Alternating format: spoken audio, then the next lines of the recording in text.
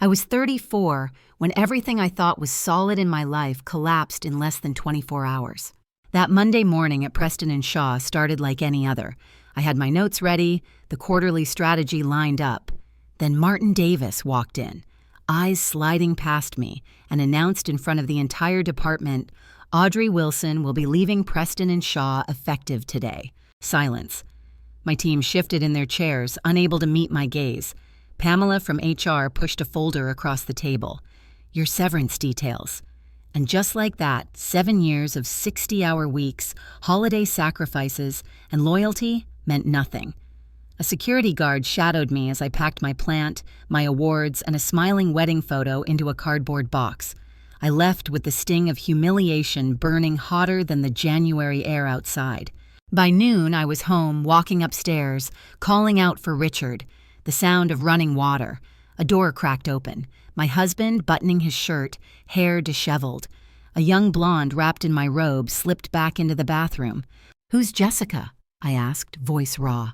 His expression shifted from panic to scorn. "Maybe if you weren't a career-obsessed robot, I wouldn't have needed her." Then he spit in my face, warm and degrading. The wedding photo I hurled shattered across the hardwood, glass exploding like every illusion of my marriage. Still stunned, I drove to my parents' house that evening, clinging to the hope of comfort. Instead, my father sat behind his mahogany desk like a judge pronouncing sentence. "You lost your job. Your husband is gone. Failures don't belong in this family." The words hit harder than any betrayal. My mother's silence, my brother's downcast eyes. No one defended me. I walked out carrying not comfort, but the final blow. I was utterly alone. But what no one knew, what I had guarded for years, was that I owned a beach house in Rhode Island and a stake in a rising tech company. My grandfather had left me a letter once. "Independence is the greatest form of security." That night, those words became my lifeline. I lost everything they thought defined me. What I did next would redefine all of it. So before I take you into the rest of this story, tell me in the comments where you're watching from. And don't forget to like and subscribe, because the same family and husband who dismissed me as a failure had no idea how soon they'd regret it. The Harborview Hotel wasn't luxurious, but when the clerk handed me the plastic keycard and barely looked at my tear-streaked face, I was grateful. Room 214 smelled faintly of bleach and stale coffee. I dropped onto the edge of the queen bed, staring at the patterned carpet until the weight of the day crushed me. My career, my marriage, my family, all gone in less than 12 hours. The sobs came hard, ugly, shaking sobs that ripped out of me like years of pent-up pressure finally breaking. My throat burned, my eyes swelled. I cried for the job that defined me, for the husband who spat in my face, for my father who called me a failure, and for my mother, sitting silent while he did. When I finally pulled myself upright, mascara smudged across my cheeks, I glanced at my phone. 3 missed calls from Sarah, my college roommate. 2 from Megan, my neighbor and closest confidant. A single text from William. Dad was way out of line. "Call me if you need anything." I called Sarah first. "Where are you?" she demanded, relief flooding her voice. "Harborview Hotel, room 214. Everything fell apart today, Sarah, everything." "I know," she said softly. "Susan called me. What Preston & Shaw did is garbage, and Richard—" She stopped herself. "Stay put. Megan's with me. We'll be there in 30 minutes. True to her word, half an hour later, I heard the knock. Sarah swept in carrying an overnight bag, Megan behind her with a bottle of wine and chocolate. The sight of them nearly undid me again. Sarah hugged me so tightly my ribs ached. "You're not alone," she whispered. We sat cross-legged on the stiff hotel bed, wine glasses balanced on the nightstand. I told them everything. Martin's announcement, the cardboard box, walking in on Richard, my father's words. "That absolute bastard," Sarah exploded. "Which one?" I asked hoarsely. "Both." Megan, calmer but no less fierce, leaned forward. "You need a lawyer immediately. Richard will try to take half of everything, and he won't play fair." Diane Hopkins' name came to me in a flash.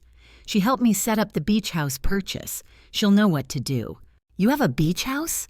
Sarah's eyebrows shot up. I hesitated. For 3 years, that secret had been mine alone. My grandfather left me an inheritance. I bought a place in Rhode Island, and I invested in a tech startup, Horizon Digital. Richard doesn't know. Neither does my family. Megan's mouth curved into the first smile I'd seen all day. Audrey Wilson, you magnificent secret keeper. That's your safety net. Her words reminded me of my grandfather's letter. Independence is the greatest form of security. While Sarah ordered greasy burgers from room service, I opened my laptop, hands trembling. First stop, our joint bank account. The balance stared back at me. $0. $45,000 gone. He cleaned it out, I whispered. Can he do that? Sarah asked. Legally, yes, Megan said grimly, but it'll count against him in divorce court. Document everything. I screenshotted every page until my hands stopped shaking. Then I opened my inbox and saw a message from Zoe, my assistant at Preston & Shaw. Martin deleted all your files, but I backed them up. Call me when you can. Another from Susan. Check your junk folder for emails from David Nichols. Martin's been filtering them. My stomach flipped. I opened junk. Dozens of unread messages appeared. David Nichols, our biggest client, confused, upset, wondering why I'd ignored him. They sabotaged you, Sarah said, reading over my shoulder. It wasn't about budget cuts, I murmured. Martin made sure I failed. I stared at the glowing screen, fury battling despair. Martin undermined me. Richard betrayed me. My father blamed me. And the silence of colleagues and family cut deepest of all. I remembered Sunday dinners in Fairfield, my father slicing into steak without looking at me. You need to aim for CMO by 35, no excuses. My mother's hand squeezing mine under the table, then retreating when he waved her off. Every compliment came laced with a demand. Every success met with, good. Now what's next? And now, when I needed compassion, he gave me condemnation. Failures don't belong in this family. The words echoed louder than the hotel's air conditioner hum. I turned back to my laptop. Horizon Digital documents gleamed in my private folder. My $50,000 inheritance stake, now worth over $2 million, the Rhode Island beach house, mine alone, valued even higher than when I'd bought it. Maybe I had lost Preston & Shaw. Maybe Richard emptied our account, but I wasn't powerless. By dawn, sunlight filtered through the cheap curtains, gray and unkind. Sarah and Megan slept, empty wine glasses beside them. I sat at the desk, pen scratching across the hotel notepad. 3 promises. 1. I will rebuild on my own terms, not theirs. 2. I will never again make myself small for someone else's ego. 3. I will remember this feeling of rock bottom so I know how far I climbed. I picked up my phone, dialed Diane Hopkins, and left a message. My voice was steady. Diane, this is Audrey Wilson. I need your help protecting my assets and filing for divorce. Also, I may have a wrongful termination case. Please call me back. Then I texted Zoe. Meet me today. I need the files. As I hit send, I realized the sobbing, broken woman from last night had been replaced by someone else. Someone angry, focused, dangerous. And when Sarah stirred awake, I was already dressed, suitcase zipped. The hotel room that had held my collapse was about to witness my first step forward. Checking out of the Harborview Hotel felt like stepping out of a cocoon of grief. Sarah and Megan trailed beside me, their overnight bags slung over tired shoulders. My suitcase wheels rattled against the tile floor, each clack reminding me I was moving forward whether I felt ready or not. The clerk slid my receipt across the counter without meeting my swollen eyes. Good. Pity was the last thing I needed. Text us the minute you're with Diane, Megan insisted as we walked into the chilly morning air. I will, I promised. The words came steadier than I expected. Something in me had shifted overnight. Meeting Diane. Hartford's business district gleamed with glass and steel, sharp lines rising into the sky. Diane Hopkins' office matched the city, sleek, efficient, intimidating. The waiting room smelled faintly of leather and strong coffee, diplomas and awards filling every inch of wall space. When Diane stepped into the room, she radiated authority. Mid-50s, silver hair cut into a decisive bob, navy suit pressed to perfection. She shook my hand firmly. Audrey Wilson, let's sit.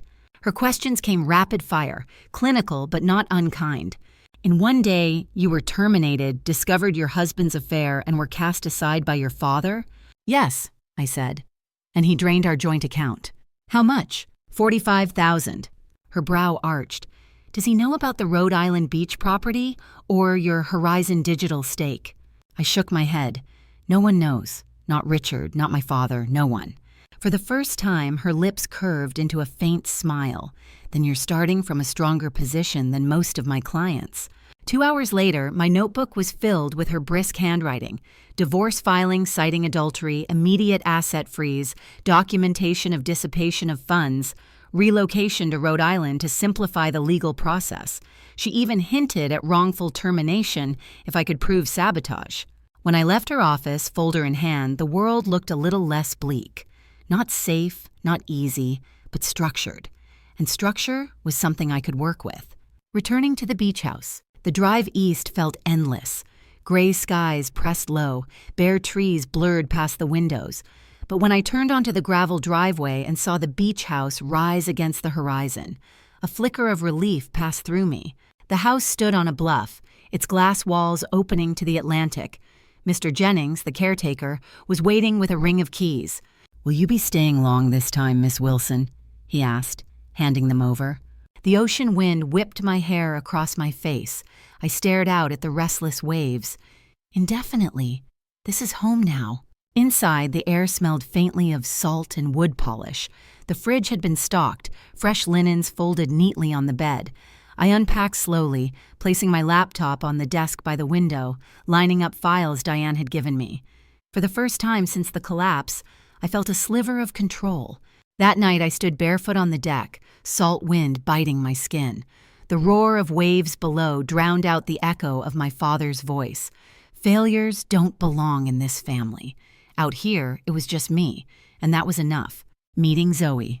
2 days later, I met Zoe at a cafe halfway between Connecticut and Rhode Island.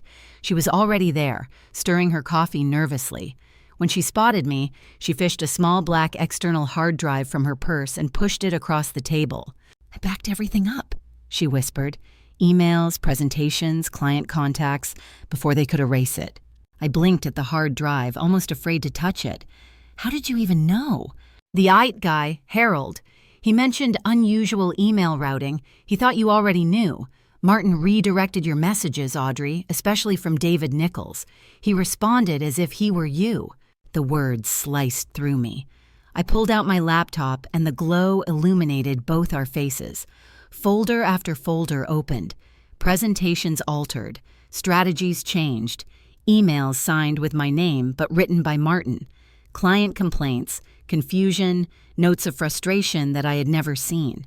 "They set me up," I whispered. "They sabotaged you," Zoe corrected, eyes flashing. "And now you can prove it." I gripped the hard drive, something hot and fierce rising in my chest. For months, I thought I was losing my touch, doubting myself every time Martin cut me off in meetings or dismissed my input. But this wasn't incompetence. It was deliberate sabotage. "Zoe," I said, meeting her gaze, "you may have just saved my life." Nights at the beach house. Back at the beach house, I pored over files until the clock blurred. The screen glowed with every stolen idea, every undermined project. Each document was a wound, but also ammunition. At night, I scribbled plans in a journal, 3 promises echoing in my head. Rebuild on my terms, never shrink again, remember rock bottom. The waves pounded against the cliffs, a rhythm of persistence. I thought of my grandfather. Independence is the greatest form of security. He had known. He had seen something in me, or maybe in our family, that needed protection. That legacy was about to become my weapon. Horizon Digital. 3 days later, I boarded a flight to San Francisco. Horizon Digital's office towered over Market Street, buzzing with energy and innovation. Alex Mercer and Jordan Williams, the co-founders, welcomed me with polite curiosity.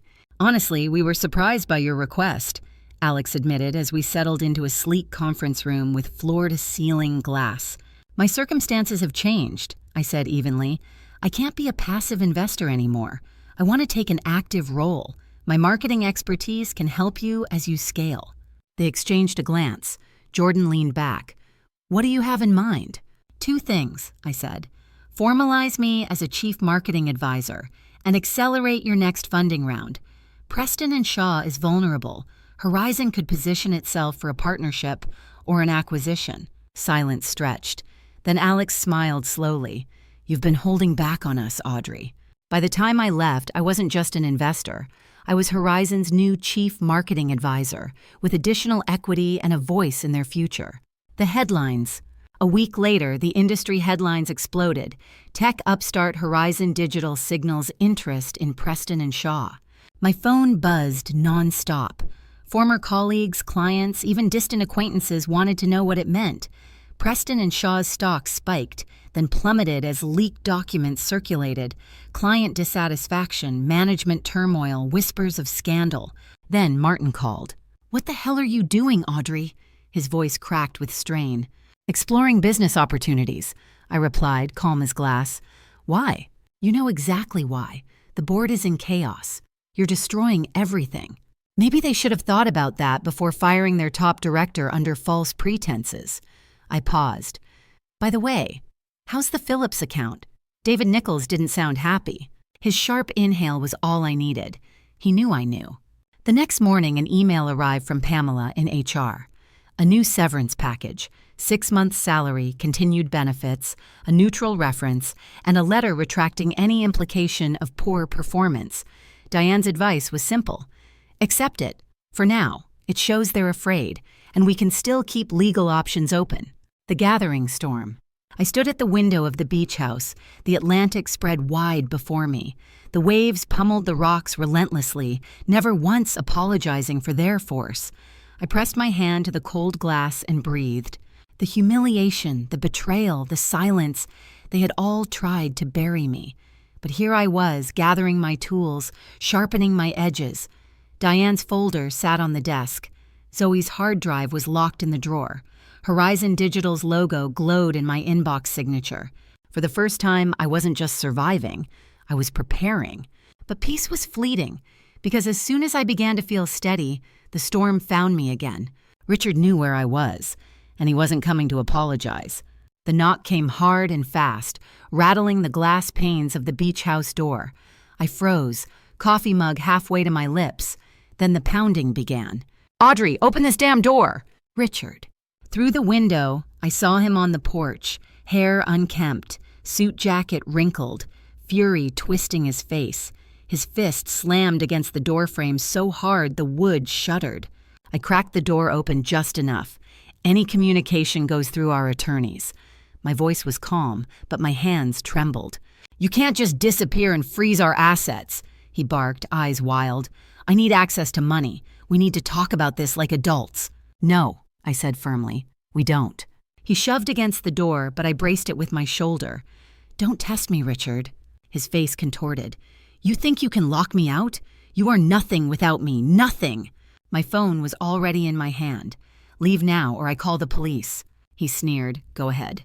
Minutes later, blue lights flashed across the driveway. 2 local officers stepped between us. Richard argued, gesturing wildly, but they escorted him back to his car. One officer leaned in toward me.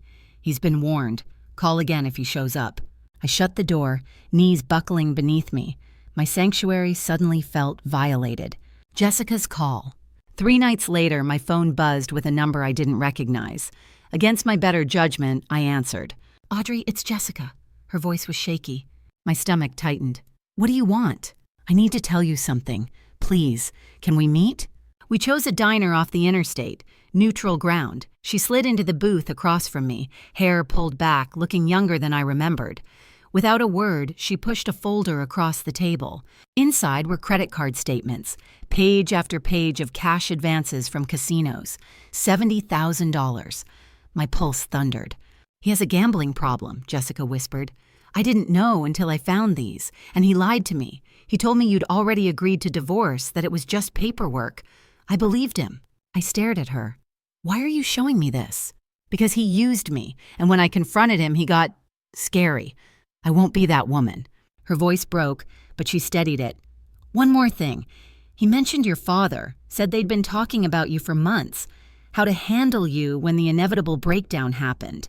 I felt the blood drain from my face.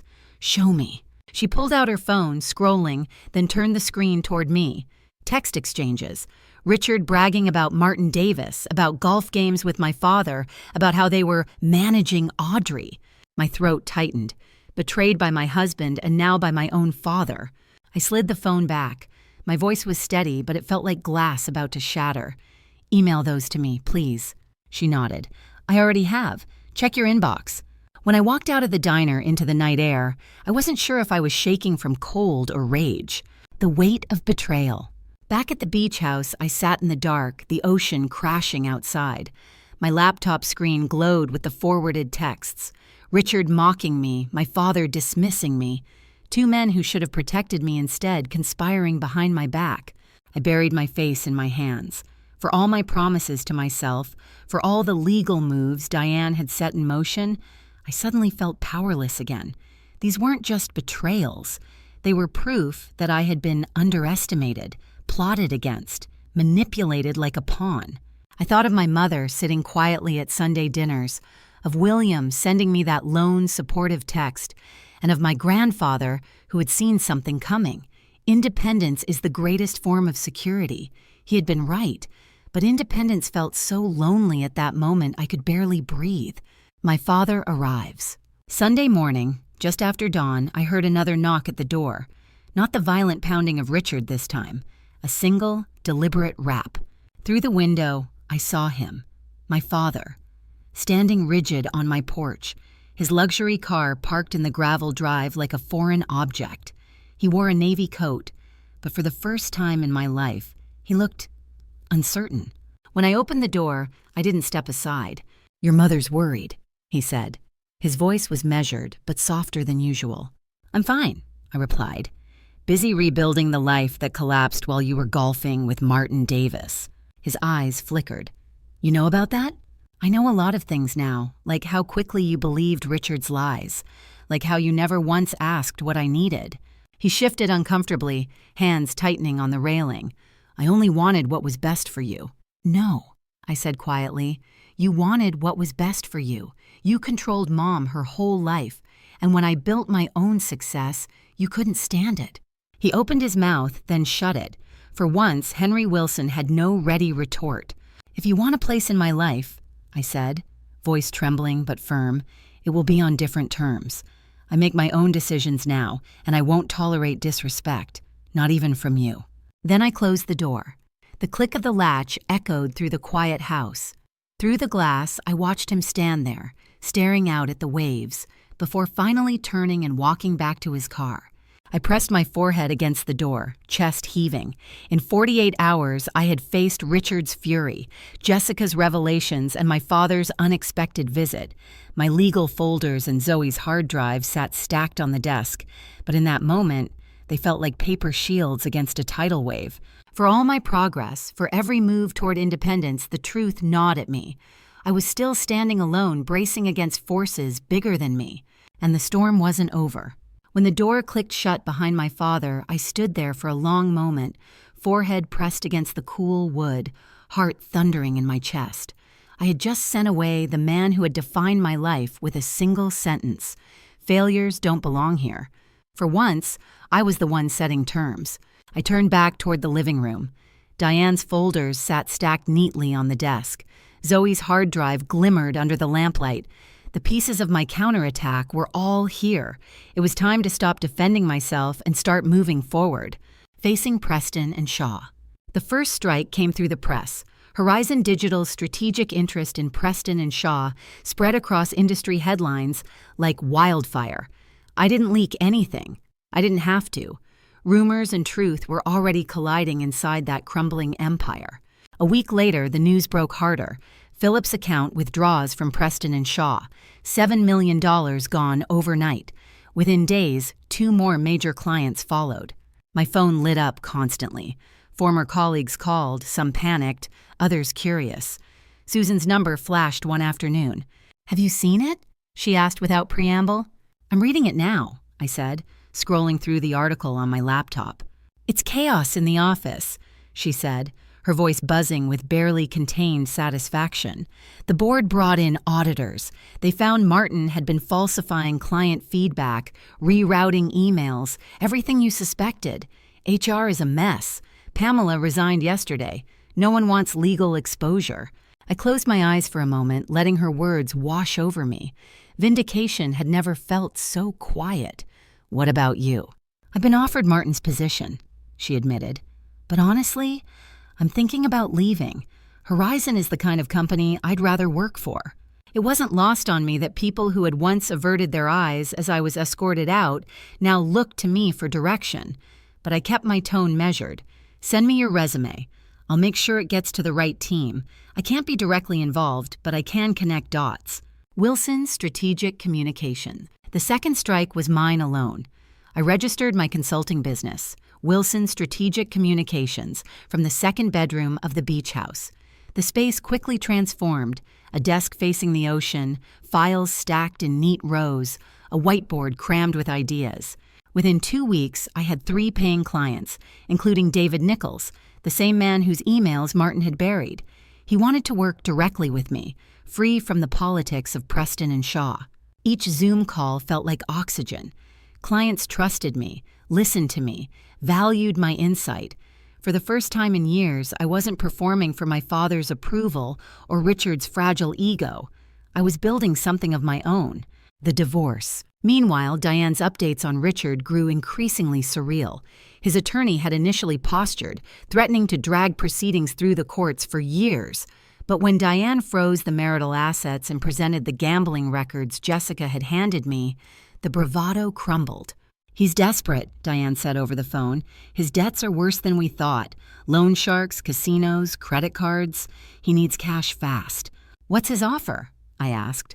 He'll sign away all claims to your separate assets and the house in exchange for $50,000 in debt forgiveness. I sat in silence. $50,000 was less than what he'd stolen from our joint account, but freedom, clean, immediate freedom, was priceless.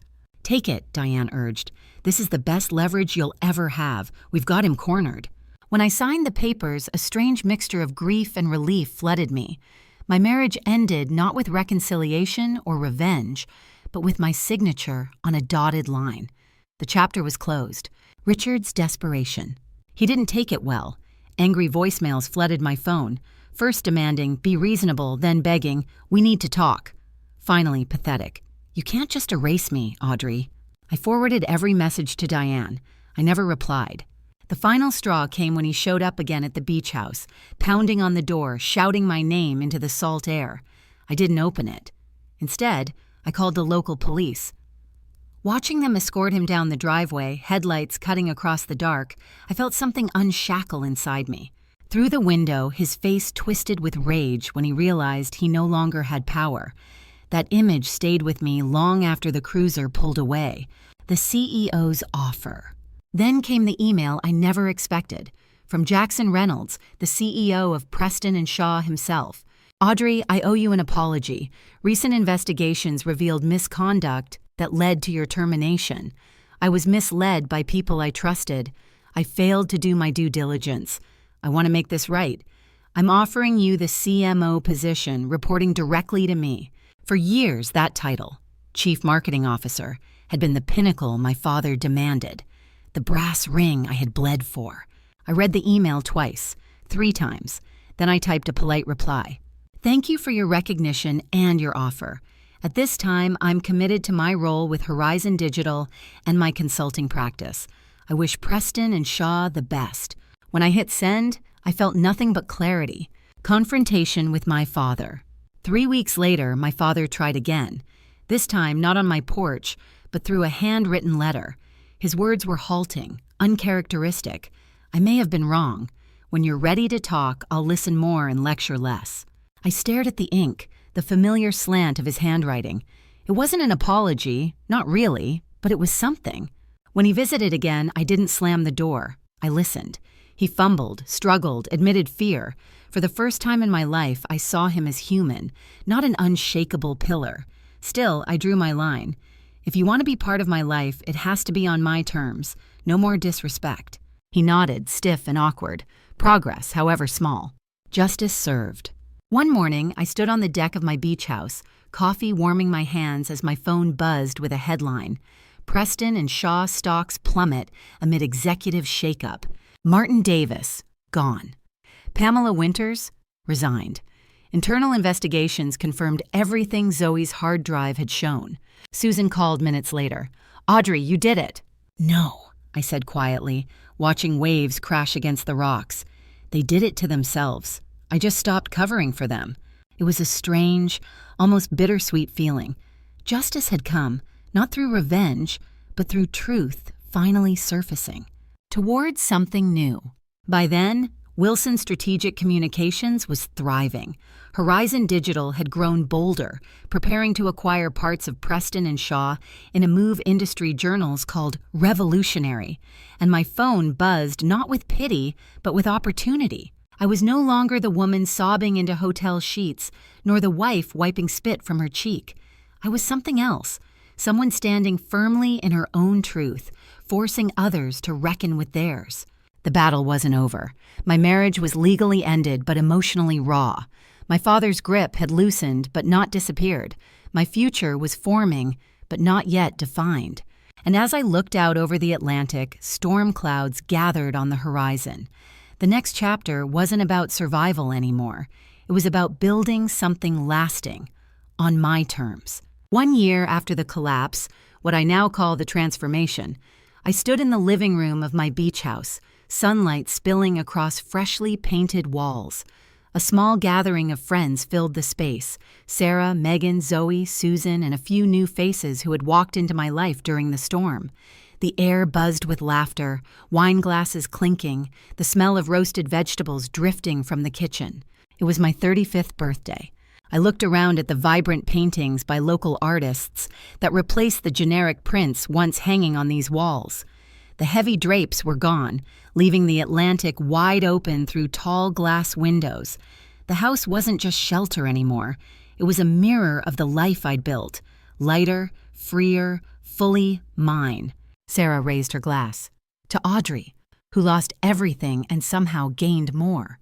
The women cheered and I felt my throat tighten.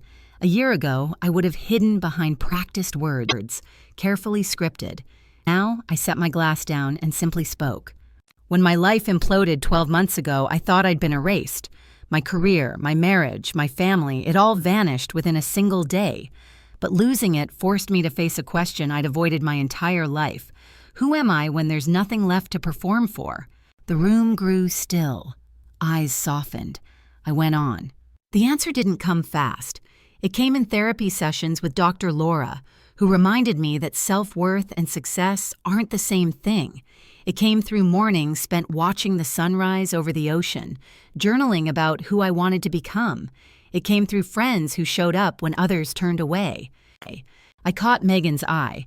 She smiled, steady and knowing. I've learned that rock bottom can be a foundation, that independence doesn't mean isolation. It means freedom to choose who stands beside you. I've learned that forgiveness isn't about excusing what others did, but about refusing to carry their weight any longer. I raised my glass again. To all of you who reminded me I wasn't broken, even when I believed I was. And to those no longer in my life, thank you for teaching me what I will never accept again. The toast ended with applause and hugs, but later, as the night quieted, I stepped onto the deck alone. The string lights above glowed softly, waves below beating a rhythm older than memory. I thought of Richard, somewhere in Las Vegas, chasing chips he'd never hold. I thought of Jessica, who had found her way out of his chaos and filed her own police report. I thought of my father, still learning what it meant to listen rather than dictate, and my mother, finally living with her own voice after decades of silence, and William, carving a life free from our father's shadow. Justice hadn't arrived with fanfare or revenge. It had arrived as natural consequence. Martin undone by his lies.